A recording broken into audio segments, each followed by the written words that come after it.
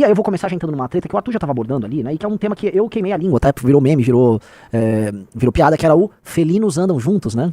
Que era o seguinte, havia uma época que o Sr. Wilker Leão tá sendo alvo de ataques do Sr. Nando Moura. A gente já viu em defesa do Wilker Leão algumas vezes, né? E quando a gente foi conversar, porque, pô, é um cara que batia no Bolsonaro, batia no Lula, me parece um cara que tinha posso até não achar, eu nunca fui um cara que vivia elogiando os métodos dele, mas parecia um cara, né?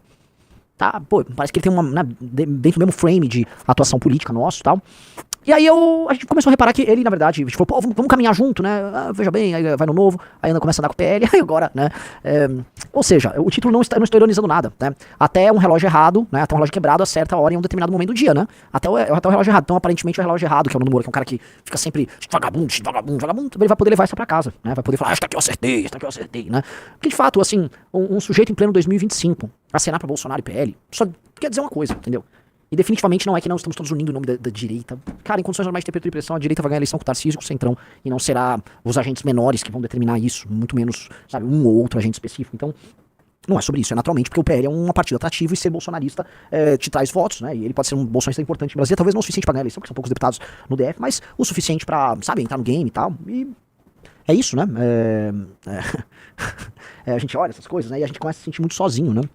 Muito sozinho. Só pra entender, né? Eu não vou, vocês fazem um julgamento de vocês. E ultimamente eu venho construindo com vocês que estão aqui na live uma relação de seguinte ordem. Cada vez menos eu quero falar, adjetivar. E cada vez mais assim, só mostra. Lembra que eu botei o Manga aqui? O Manga deu a versão dele lá na imprensa, ó. Beleza. Agora vamos ouvir aqui a análise do Wilker. Só botar, vou nem adjetivar, vou nem falar nada.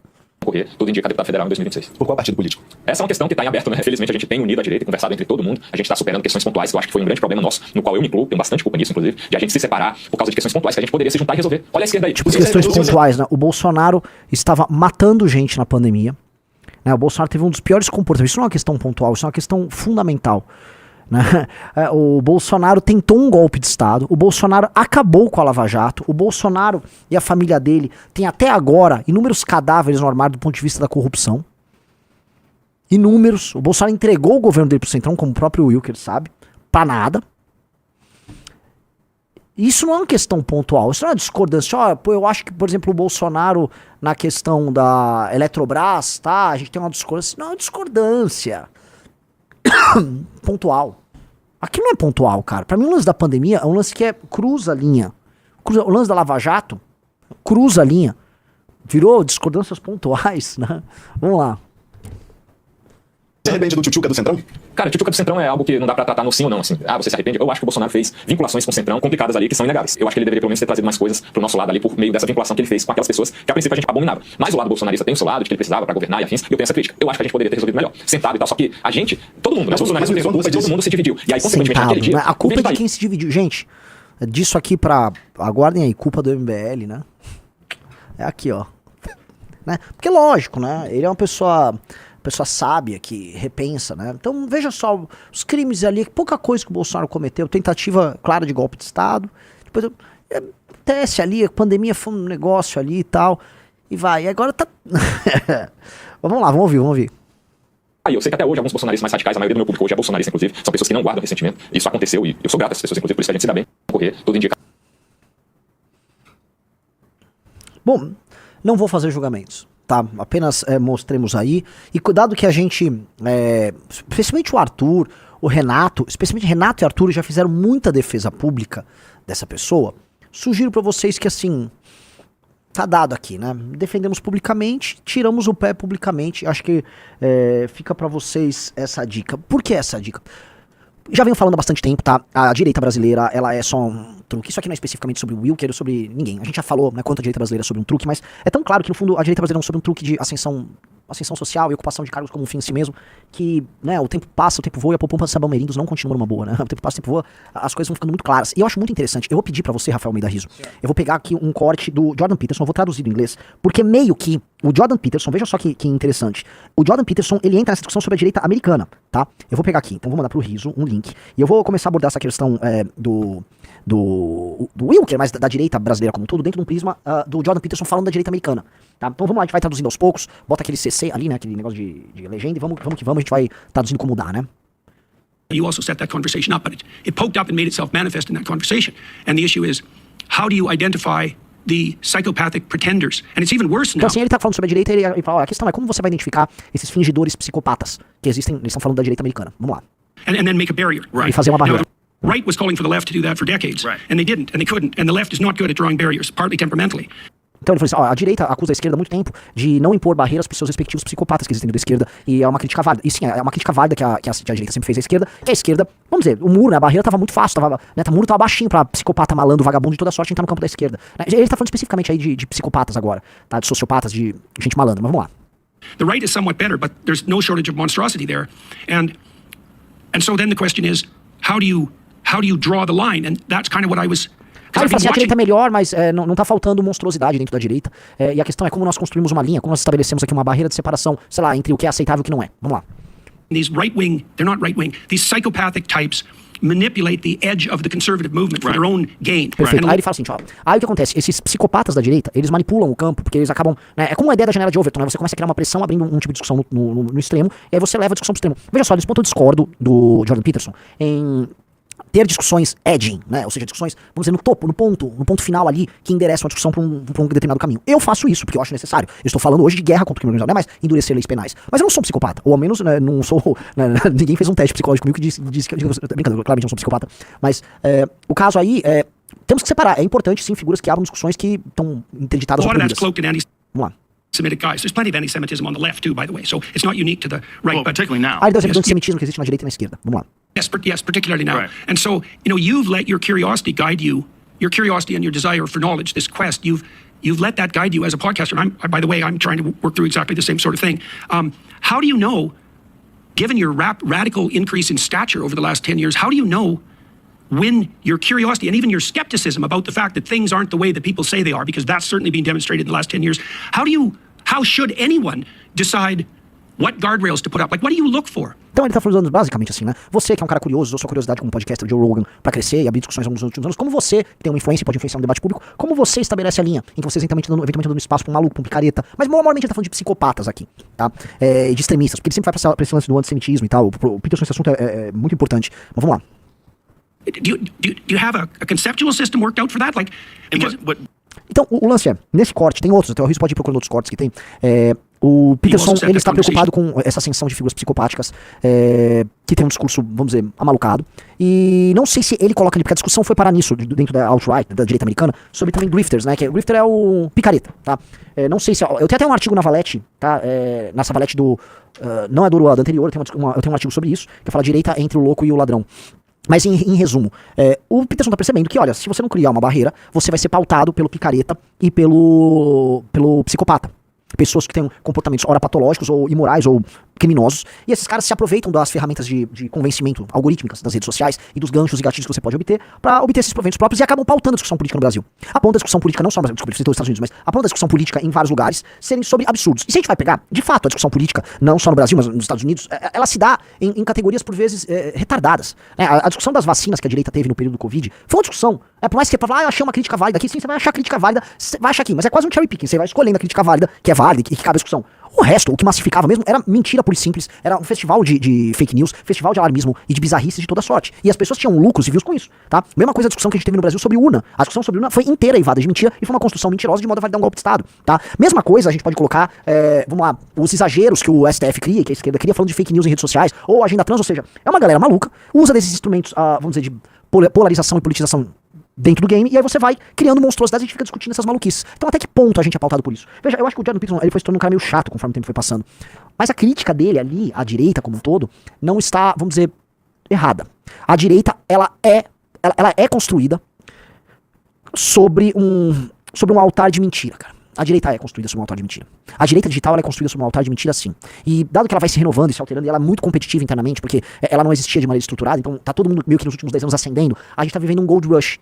Né? Então o que é um gold rush? Lembra da corrida do ouro que teve nos Estados Unidos? Então os cowboys, a galera que ia pro oeste, a galera que ia pra aquelas cidades, aí um matava o outro, toda aquela loucura. Todo o processo que é um início, né? É uma corrida do ouro, todo mundo tem que se estabelecer no mercado novo, o início dele é super conturbado. E essa confusão é o que a gente tá vivendo. E nessa confusão, quem costuma se dar muito bem nesse início? Pilantra e maluco e psicopata, porque são pessoas que não têm limites, que não têm um limite ético. E naturalmente eles vão se destruir, eles vão se destruindo, as coisas vão indo. E aí você vai precisar estabelecer regras de convivência entre os agentes que se mantêm ali, para que você tenha algum grau de civilidade e aquilo se mantenha e não vire uma loucura total e completa. Então você vai chegar em algum equilíbrio. O que nós estamos vivendo, ainda na direita, é a existência disso. Eu volto a colocar, as pessoas ainda, né, não realizaram na cabeça que, recentemente, e foi tudo mais ou menos no mesmo período, tá? No período de um mês, Eduardo Bolsonaro divulga uma moeda que claramente era golpe. O Milei divulga uma moeda dando golpe. A Meloni divulga uma moeda dando golpe. E o Trump, acima de tudo, divulga uma moeda dando golpe, uma criptomoeda, um token, aí não sei exatamente como é que é o nome. Cara, todos os agentes políticos que se falam dessa direita no mundo aí, deram um golpe mais ou menos ao mesmo tempo, nos seus próprios seguidores. Um golpe na cara dura, assim, golpe. E a galera aceita e continua defendendo eles. Então, isso meio que foi normalizado e a galera ainda não tá realizando, cara, isso aconteceu. Pelo contrário, as pessoas estão sempre em busca de uma próxima aventura, então elas meio que elas esquecem. E assim, a velocidade do esquecimento das pessoas com as redes sociais é maior do que antes. O que é estranho, porque as redes sociais fazem com que nada desapareça, né? Tudo hoje é filmado, tudo é postado, todo mundo vai resgatar um tweet seu de 1, 2, 5 anos atrás. Então, as redes sociais, em certa medida, deveriam fazer com que houvesse uma memória comum e você, né, vai lembrando as coisas, você vai concatenando. Mas não, primeiro porque a própria neurociência prova, a gente toma decisões baseadas em impressões recentes sobre as coisas, né? Então, as impressões mais recentes, elas pautam com uma intensidade muito maior as decisões que você vai tomar. Inclusive, existe aquela frase máxima, né? Você é tão bom quanto sua última rodada, né? O esportista fala isso, você é tão bom quanto sua última vitória, com a última rodada. Na Fórmula 1, você é tão bom quanto a última corrida, você é tão bom quanto o seu último jogo. E a mente humana é feita disso e as redes sociais não quebraram isso. Pelo contrário, parece que como a gente tá sempre desesperado por dopamina, por mais uma briga, por mais uma polêmica, a gente se esquece do que aconteceu. Então aí, que é o exemplo que eu dou, né? Como é que pode ter pessoas que acham que o Bolsonaro tá lutando por aqueles presos do dia 8, quando aquelas pessoas foram colocadas naquela situação pelo Bolsonaro, e quando elas foram presas no próprio dia 8, o Bolsonaro tratou elas como retardados mentais, como sabotadores, baderneiros, e hoje eles colocam como defensores, sendo que ele poderia ter evitado tudo aquilo, sendo que aquelas pessoas estavam na frente dos quartéis, porque o Bolsonaro e o Mauro Cid enganaram elas, e as provas que saíram, todas deram conta de que aquelas pessoas foram enganadas pelo próprio Bolsonaro, né? Que é o que é muito maluco, só que as pessoas nem realizam, nem ligam pra isso, né? Como a gente pode ver até, estava aí o rapaz lá, o Wilker Leão. Pelo contrário, galera, agora é hora de se juntar, vamos nos unir aí contra o comunismo, né? O que eu acho até bom, eu acho que tá traçada a nossa risca disso. Eu acho muito engraçado, porque nós éramos acusados pela imprensa de sermos os psicopatas, os manipuladores, os emissores de fake news. E até 2018 a gente sofria ataques de toda sorte, ataques muito duros contra o MBL, porque o MBL, né, assim, até 2018 a nossa página de Facebook era a página de política mais movimentada do mundo, uma das 5 páginas de políticas mais movimentadas em termos de audiência do mundo, o Rizzo pode me confirmar. Era bizarro. Em 2017, por exemplo, a gente tinha mais views diários na nossa página de Facebook que o Trump, era bizarro. Só falando de porque mostra que o brasileiro era completamente ligado em política de rede social e tal. Normal. Né? Eu quero dizer que isso também não quer dizer porra nenhuma, porque não ganhamos dinheiro e estrutura com aquilo hoje, a gente nem tem praticamente Facebook, usa muito pouco Facebook, e honestamente não faz diferença, o que mostra que os instrumentos pra você fazer convencimento são outros do que postar um meme, bomba, fulano foi preso, né?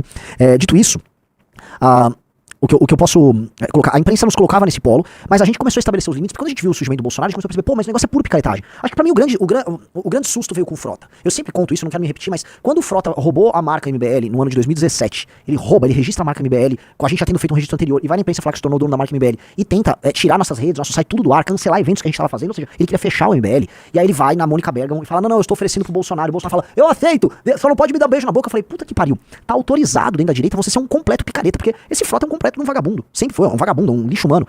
E as pessoas, não, o Frota é conservador, o Frota está enfrentando a esquerda. Eu falei, puta, olha o tipo de manipulação que a gente tá tendo, né? Um cara que tem um comportamento psicopático. Aqui, ó, Bolsonaro disse que só não beija Alexandre Frota, mas aceita a marca MBL. Gente, isso que eu tô falando aconteceu, tá, ó, de 2017. Parece assim, foi muito tempo atrás, foi, né, 8 anos atrás isso, 7 anos e meio atrás. Mas isso aconteceu, só pra vocês verem, tá? Isso aconteceu. E nós tivemos que lidar com isso. E na época o público nosso, que também era Bolsonaro, público horrível na época, né? Hoje acho que ninguém daquela época nos segue, nos falava nas lives, que tinha o famoso MBL News naquela época, com Salsicha e tal, o público falava, parem de brigar, se unam, argumento que o nosso querido Wilker tá usando, vamos nos unir, né, em nome do, se unam. Eu definitivamente naquela época falei, puta, não dá pra se unir com todo mundo. Naquela época falou, nós não vamos apoiar o Bolsonaro de maneira alguma, porque esse cara é um picareta, e um cara que se junta com o Frota, e aí a direita, a gente achava que, vamos dizer, havia uma direita muito bacana, havia uma coisa muito bacana acontecendo, e havia um pequeno percentual de malandro. Tipo, todo setor tem seu pequeno percentual de malandro. E pra gente entender que, na verdade, 90% é malandro e só 10% presta. Quando a gente for entender, na verdade, que existe aquela questão talvez a proporção lá do Pareto, lá, né, 2-4, não sei o quê. Quando a gente for entender que, o que importa aqui é uma pequena minoria que presta e o resto não presta. Quando a gente for conhecer o Dallagnol, falou, puta, o Dallagnol é um puta de um vagabundo. O Bola é um mentiroso do cacete, né? O Bolsonaro acaba com a Lava Jato e fica igual uma cadela atrás do Bolsonaro lá. Bolsonaro te amo, Bolsonaro te amo. Quando eu fui entender que o comportamento geral é um comportamento interesseiro, vil, que os caras tocavam com a coisa que tudo era fingição, a gente se sentiu o maior otário de todos. E foi uma coisa que pra gente foi uma dor existencial, monumental. Foi uma 80-20. Foi um troço assim, puta que pariu. Que é isso, cara? Foi chocante. Eu falo pra vocês, o negócio, assim, foi bizarro. Porque a gente começou a olhar e falar, não valeu a pena o impeachment. Até hoje vem essa questão, o impeachment, né, ele fez, o impeachment vai fazer 10 anos isso, né, em 2000 ano que vem o impeachment vai fazer 10 anos, o impeachment vai fazendo 9 anos agora, né, o impeachment vai fazer 10 anos, valeu a pena o impeachment, né, eu acho que valeu a pena historicamente como uma vitória que tirou o PT essencialmente do poder por conta dos crimes que eles estavam cometendo em série, era uma série de crimes que transformaram o Brasil numa cleptocracia, assim, mas as consequências do impeachment até agora, por mais que tenha algumas consequências econômicas como a reforma trabalhista, a PEC do teto, consequências do governo Temer, tá, e um pouquinho da reforma da Previdência que depois veio no governo Bolsonaro, no geral as consequências pro Brasil, eu acho que elas estão ali quase que um 0-0. E olha que eu posso falar assim, o impeachment, em grande medida, definiu o que foi o MBL. O MBL, nós temos ser legatários, defensores do impeachment pra sempre. Veja, hoje o MBL é muito maior do que foi o impeachment, né? O MBL sobreviveu, né? Você já viu aquela história daquelas bandas que eles chamam de One Hit Wonder? Você sabe o que é One Hit Wonder? Aquela banda que faz uma música só, estoura com aquela música e desaparece, né? Várias bandas foram assim. Tá? Vocês podem listar, botem aí nos comentários bandas que só fizeram uma música, um sucesso e desapareceram. Ao contrário do Linkin Park, que tá aí até hoje. Pelo menos o Linkin Park tá melhor do que ele era, né? Mas continua horrível. Mas tem até um filme maravilhoso com o Tom Hanks que chama The Wonders, O Sonho Não Acabou, que conta uma história desse tipo de banda que era tipo, falava For Non Blondes, talvez, Silverchair, talvez, Los Hermanos, o auge da carreira deles foi depois. Blur não, imagina, Blur tem muito de Blur é uma máquina de sucesso na Inglaterra, ficou os anos 90 inteiros fazendo sucesso. O Hit Wonder é literalmente uma banda que faz uma música, estoura e desaparece. Quer ver uma banda muito ruim, mas teve uma música que estourou pra cá nos anos 90, aquela... If you, no, no, no, no, no, no, just go ahead now. Horrível a banda, mas teve uma música que fez sucesso. É isso, sim, né? Dá pra pensar algumas bandas, acho que Extreme também, tinha Modern Words, Europe. Então, One Hit Wonder sempre teve. E a gente tinha, todo mundo tem medo de ser um One Hit Wonder. O MBL, porra, se a gente for uma banda de um sucesso só que foi impeachment, né? Ou banda de um primeiro álbum incrível. Mas não, o MBL resistiu ao teste do tempo, os 10 anos provam que o MBL resistiu. O MBL é a instituição jovem de política no Brasil, talvez mais importante com certeza mais importante dos últimos 50 anos da política brasileira, só pra entender, tá? Nós nos últimos 50 anos somos mais importantes do que a Uni, né? Eu sei que a grade da Uni vai se rasgar, mas fomos. E olha que nós não temos dinheiro estatal, não somos uma entidade praticamente paraestatal como é a Uni, não, nada disso. Nós somos uma entidade privada e nós somos mais relevantes, a gente entregou o impeachment, a Uni fingiu que entregou alguma coisa de impeachment lá com o Collor, a gente entregou o impeachment de verdade, participou da discussão e permanecemos sendo relevantes na política brasileira, coisa que a Uni não é há muito tempo. A Uni não serve pra nada, sejamos lá, a Uni é uma vendedora de carteirinha de estudante. Só que a gente não vai se resumir isso, né? Montando partido político, movimento cultural, tem todo um pacote de construções que a gente tá fazendo que são bem legais. Então, eu acho que o fato do MBL tá fazendo isso ajudou a gente a sobreviver e impôs um conjunto de valores.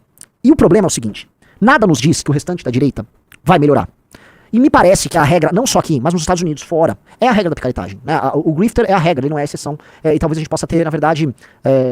Como é que eu posso colocar aí, galera? Você sabe a distribuição normal, a curva da distribuição gaussiana, que é a curva do sino, né? E aí ela pode ir pra direita e pra esquerda, né? Na qualidade, né? Dependendo do país, né? Então o Brasil a direita quando vai ser muito picareta. Talvez na Alemanha ela não vai ser tão picareta e tal. Mas a distribuição normal, e aí a intensidade vai se dar de acordo talvez com a natureza moral, o grau de confiança que as pessoas têm. Claramente o Brasil, por não ser uma sociedade baseada em confiança, você tem muito estímulo pra que, caso seja um político trabalhando com redes sociais, você seja o mais picareta possível.